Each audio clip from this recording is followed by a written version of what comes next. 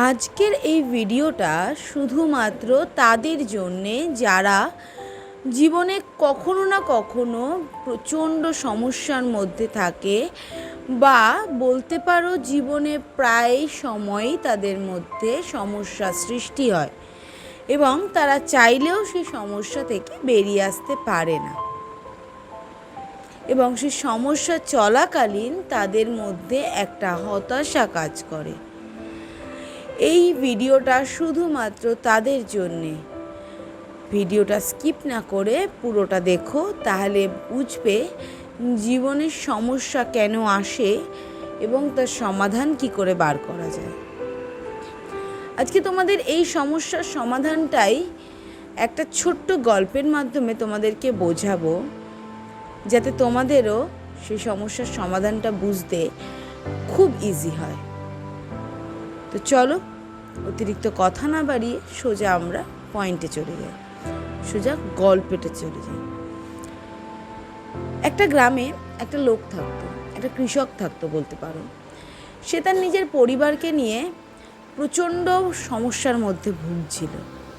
সে সেটা নিয়ে ভীষণ হতাশ, ভীষণই তার একটা আলাদা চিন্তা রয়েছে।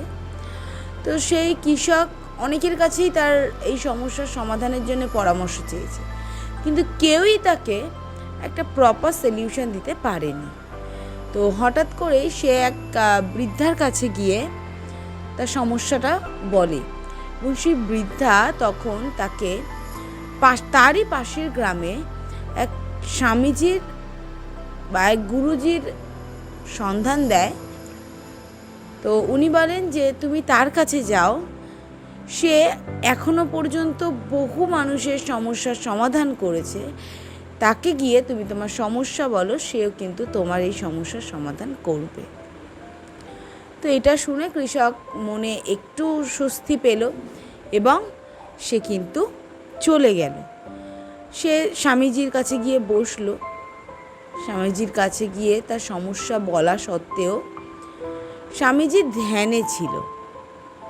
সে খানিকক্ষণ বাদে তার নিজের ধ্যান ভঙ্গ হয় এবং সে দেখে সামনে একজন ছেলে বসে আছে, একজন কৃষক বসে আছে। তো যথারীতিভাবেই সে জিজ্ঞেস করে, তুমি কে, কেন এসেছো, কি সমস্যা তোমার? তো কৃষক তখন তার নিজের পরিচয় দেয় এবং সে জানায় যে সে তার কাছ থেকে কিছু সমস্যার সমাধান খুঁজতে এসেছে। সে এখন এই পরিস্থিতিতে সে প্রচণ্ড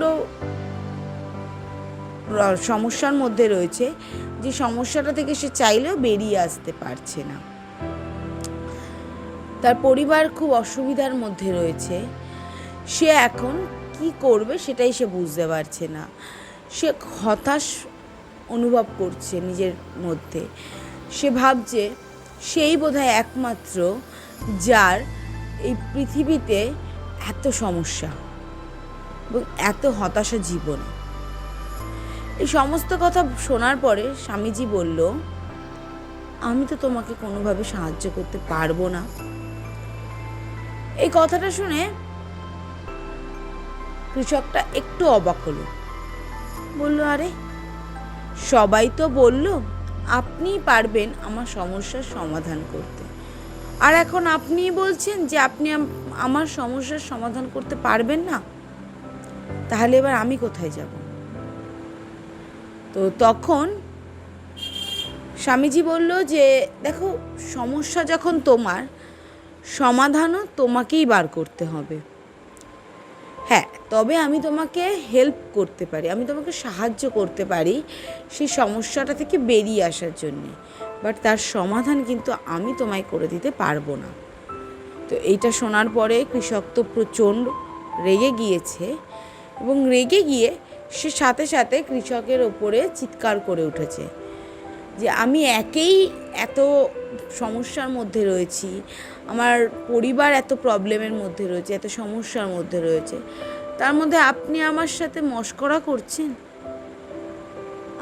আমি এত দূর ঘুরে শুধুমাত্র আপনার কাছে এসেছি আমার সমস্যার সমাধান খুঁজে পাবো বলে, আপনি আপনাকে বলছেন আপনি দিতে পারবেন না। তো এটা শোনার পরে স্বামীজি বলল, আচ্ছা তুমি বলো তো, তোমার জীবনে সব থেকে বড় সমস্যা কি? এবার তো কৃষক ভাবতে বসলো, সত্যিই তো, আমার জীবনে সব থেকে বড় সমস্যাটা কি? কৃষক কিন্তু নিজেও জানে না যে তার জীবনে সব থেকে বড় সমস্যাটা কি।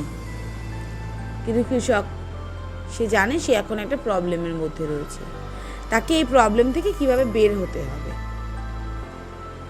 তো এইটা ভেবেই সে তার উপরে চিৎকার করছে। সে তখন তাকে বলছে যে আপনার থেকে তো আমার আগের স্বামীজিই ভালো ছিল, যে আমার বাড়ি গিয়ে যজ্ঞ করে এসছে, তাতে আমি দুদিনের জন্য হলেও শান্তি অনুভব করেছি, আমার দুঃখ কিছুটা হলেও কম হয়েছে। তো সেই ভালো, তাকে আমি কিছুটা দক্ষিণাও দিয়েছি এর বিনিময়ে। তখন স্বামীজি বলল, আচ্ছা তুমি আমাকে একটা কথা ভেবে বলো তো, সত্যি কি তুমি ভালো আছো? সত্যি যদি তার যজ্ঞে এতটাই জোর থাকতো, তাহলে কিন্তু তুমি আজকে আমার কাছে আসতে না। তোমার জীবনে সত্যি কি সমস্যার সমাধান হয়েছে? হয়নি, হলে তুমি আসতে না। এখন তুমি দেখো, ভেবে দেখো, এখন তুমি কিন্তু সেই আগের থেকেও বেশি দুঃখে রয়েছে। তো এটা কৃষক তখন ভাবলো, হ্যাঁ সত্যিই তো, আমার জীবনে দুঃখ তো কিছু কমেনি, উল্টে বেড়ে গিয়েছে, যেই দুঃখের কারণে আমি এতটা হতাশ। তো এত কিছুর পরে স্বামীজি বলল, আমি তোমাকে একটা পরামর্শ দিতে পারি, যাতে তুমি মনে করতে পারো যে সমস্যাটা সমাধান তুমি নিজে কিভাবে বার করতে পারবে। তখন কৃষকটা বলল, আচ্ছা বলুন কি? একটাই বিষয়, সেটা হলো সমস্যাটা মানুষের জীবনের একটা অঙ্গ। এটা সবার আগে তোমাকে মাথায় ভালো করে ঢুকিয়ে নিতে হবে যে সমস্যা হলো মানুষের জীবনের একটা অঙ্গ। যেমন দিনের পরে রাতের পরে দিন হয়, অন্ধকার রাতের পরে দিন আসে, সে একইভাবে সমস্যার পরেও কিন্তু সুখ আসে। এই জিনিসটা তোমাকে মাথায় ভালোভাবে ঢুকিয়ে নিতে হবে।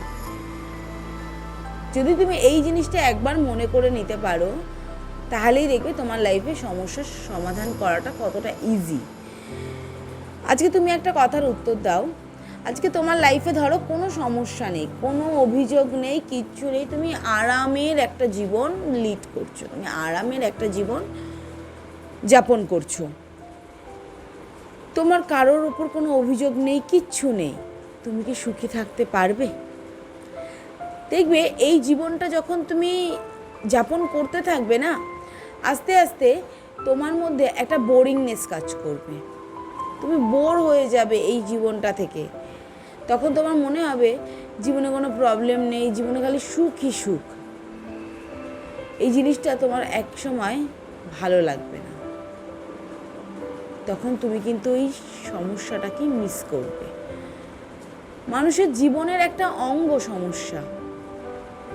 তাই যদি নিজের লাইফটাকে একঘেয়ে বানাতে না চাও, নিজের জীবনটাকে বোর করে দিতে না চাও, একদম একঘেয়ে করে দিতে না চাও, তাহলে তুমি কিন্তু